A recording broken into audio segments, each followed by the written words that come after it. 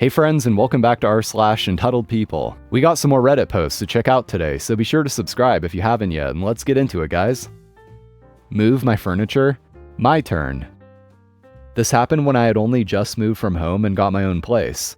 Super proud of myself as I had saved like a demon and bought, with mortgage obviously, my first place. My mom and stepdad came to visit for a few days, a few months after I was settled in. Nicely decorated in my style, all my own furniture. One of the evenings they stayed, I had to work a late shift.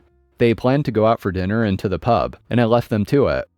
I came home at 11 p.m. and my mom had moved nearly all of the furniture around, and all my books and kitchen stuff were moved to different shelves or cupboards. She even moved my bed in my room, so when I opened the bedroom door, it hit the bed. I was pissed, so I angrily fixed what I could that night before going to bed. Spoke to her about it the next day. Explained it's my home and I had it how I liked it, so stop please. I put everything else back, which took hours. She grumbled the whole time that it looked better her way. Their last day I nipped out to the shops to get us some nice bits for lunch, and in the hour I was gone, she'd done it again. Moved all my kitchen stuff around to where she liked it. Again, I told her off. My house, my rules. She still maintained it was better her way and I should just let her crack on. Fine. I let her do what she wanted and put my stuff back when they left. My revenge. I went to visit their house 6 months later and did it to her. She went out to work one day and I rearranged every bit of furniture I could by myself. Everything. Swapped the dining room and living room furniture over, so you had to walk food through the living room and across the hallway to get to the dining room. Swapped their bedroom and guest room curtains over. The windows were different sizes, so now their bedroom curtains were 2 feet too short. Even the pointless little things, like moving the spoons to a different side of the drawer, and moved every photo on the walls to a different wall. Rearranged the fridge. Took me 7 hours. My stepdad was home when I did it and laughed his head off the whole time. He refused to help but understood, so let me crack on. Neither me nor my stepdad said anything when she got home. We just sat watching TV, which was now in what was their dining room. And I asked her, how was work? She didn't say a word. She walked around the house, taking it all in for 20 minutes. Then came and sat down, looked at me and said, "Point taken." They'd put it back to how it was the next time I visited. We've not spoken of it since. He's dead and I don't even want to use the rowing machine. Several years ago, I was an undertaker. The company I worked for campaigned for the coroner's contract. I wanted nothing to do with it as the company reminded me that either I did as I was told or I kissed goodbye to my job. So I became a coroner case collection operative. For some info, in the UK the coroner only really tends to be used for unexpected, sudden, or suspicious death.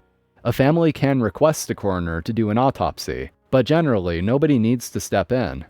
The coroner's contract is bid for by funeral homes and lasts for between 1 to 2 years, and the home that wins is basically the cheapest.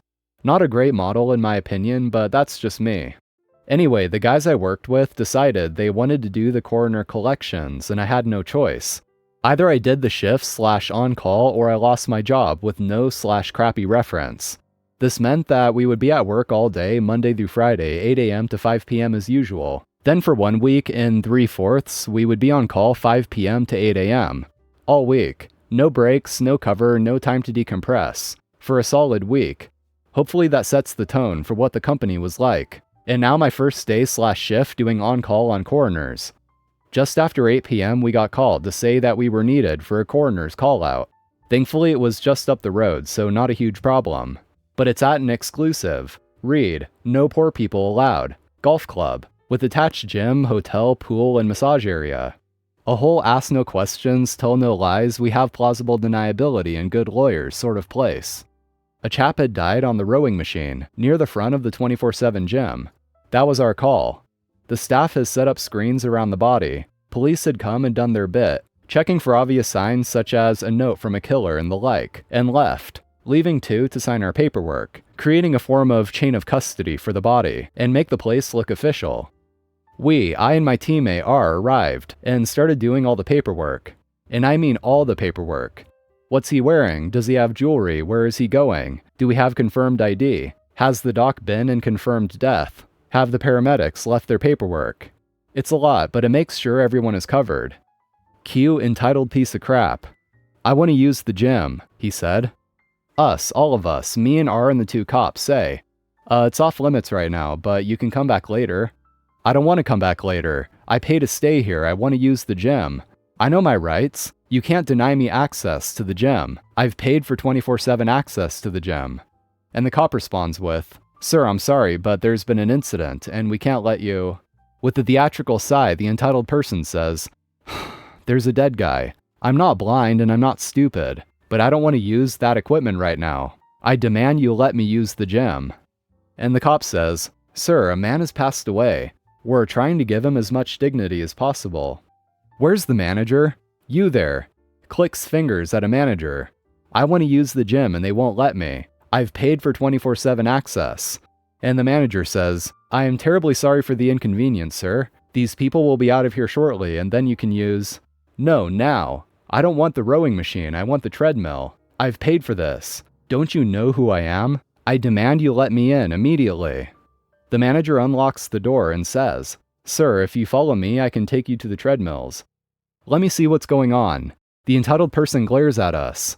Why don't you hurry up? He's already dead and people have paid for the gym. Just get him out of here. And the cop says, Sir, if you don't step back, I will arrest you. Please go to the treadmill. You've been let in. Consider yourself lucky. Now get out of my sight. How dare you? I'll have your badge, said the entitled person. And the manager says, I'm terribly sorry, sir. He's not one of our employees. I'll have a discount organized for you and a full access to the massage center. Then says to us and points at the corpse, hurry up and get him out of here. 2 cops and 2 undertakers stood by in that gym, staring and wondering what the hell just happened. And for anyone asking, yes, it got progressively worse working for that company. But I never met anyone else so entitled as, he's dead, get him out of my way, guy. Yeah, that really is a special kind of entitlement, isn't it? How dare this guy die in a gym when I'm supposed to have 24/7 access? How selfish of him to do that. Do any of you have good replies to name dropping? I live in a small remote island town. Due to how scenic the area is, there are also an abnormally large number of well-off families here. There is no connection to the mainland, no bridge or anything, so people seem to lose any perspective and get totally wrapped up in themselves and the tiny town politics. Name dropping is a constant thing. At work, dealing with other parents at kid activities, everywhere. People introduce themselves as I'm Jane Smith, and then pause and wait for you to act impressed or whatever. At work, they expect discounts and special treatment. The same people also immediately demand to know how long you've lived here and your first and last name. They then spend the entire conversation alternating between trying to figure out your net worth and dropping the names of every well-off person they know or are related to. So my question is, how would you respond to the name dropping? So far, I've responded with sympathy a few times. Oh, it's okay. I'm sure no one even knows what that means. I'd love to hear some funny comebacks or real-life experiences with the name dropper and how you dealt with them. I'm sure there's some great comebacks one could respond with, but I feel like another great way to deal with this would be to just not acknowledge it at all. They're only saying it because they want some kind of recognition. So the thing that would probably piss them off the most is if you were just completely unfazed by it. Just act like it means nothing to you, which it probably doesn't and shouldn't, so it should be easy. Am I the a-hole for getting a 15-year-old kid and his dad arrested on felony charges? Early February, my bike was stolen from a cafe in broad daylight. A friend told me they found my bike listed on Marketplace, and sure enough, there it was. They'd stripped the stickers, saddlebags, lights, basically anything that was easy to remove and identifiable, but I could still tell it was mine. I messaged them asking if they still have it and say yes. We agree to meet up at a truck stop with the friend who tipped me off about the listing, to look at the bike. I asked her about it. She has no idea about anything about the bike, claiming she's selling it for her son. After a few minutes of stringing her along and pretending to inspect the bike, I say, "Oh yes, this is the bike that your son stole from such and such restaurant. I'll be taking it back now." She screams that we're robbing her, tries to create a scene, and then my friend calls the cops for real.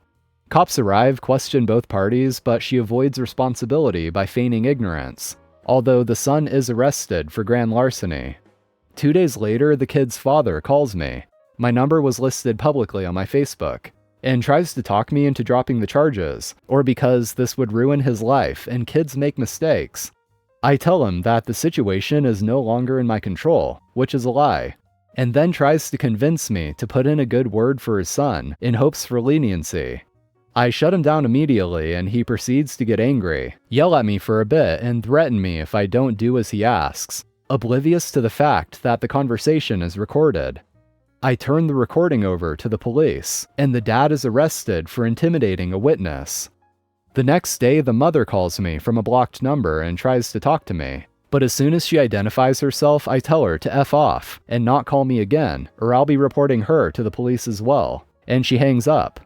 She then contacts my wife via Facebook, sending a massive wall of texts claiming that I'd ruined her son's life, quote-unquote, over nothing, and how her and her children were going to be out on the street because they relied on their husband's income. My wife is now upset and thinks I took the situation too far, as do most people I've told about this, but I disagree. I don't think my actions were unreasonable.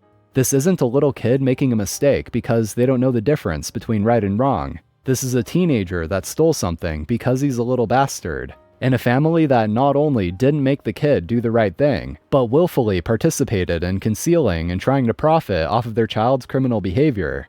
They're crappy people, and I don't feel any remorse for giving crappy people what they deserve. To try to answer some general things I've seen repeatedly, I called PD today and they said I couldn't drop the charges even if I wanted to, so there's that. I'm not very familiar with or fond of the legal system or the police, which is part of why I tried to avoid involving them in the first place. Take your number off of Facebook, people said. My Facebook is associated with my business. They got the number from that page, not my actual profile. Never had an issue until now, and I don't plan to change anything based on the actions of some random sociopaths. Grand larceny for a bike? People asked. It's around a $2,500 bike. $500 is the cutoff in my state that separates misdemeanor from a felony. And that's going to be it for today. Thank you all for watching. I appreciate it. Be sure to drop a like if you enjoyed, and also hit that subscribe button for more. So have an awesome day, and I'll see you next time.